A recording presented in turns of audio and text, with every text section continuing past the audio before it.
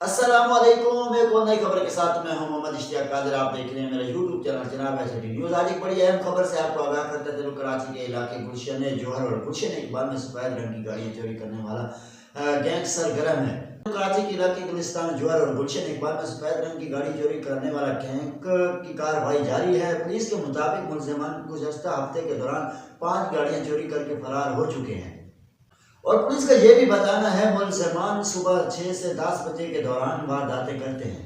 दूसरी तरफ पुलिस ने यह भी बताया है मुलजमान वारदात के लिए एक ही गाड़ी इस्तेमाल कर रहे हैं और मुलजमान ने शनाख्त छुपाने के लिए कैप और मास्क पहन रखा होता है। दूसरी तरफ चोरी की गई गाड़ियां ताहाल बरामद नहीं हो सकी। ये मुलजमान इससे कबल नाजमाबाद में वारदातें करते रहे हैं और वाज़ेह रहे कि कराची के इलाके गुलिस्तान जौहर और गुलशन इकबाल में सफेद रंग की गाड़ियां चोरी कर रहे हैं।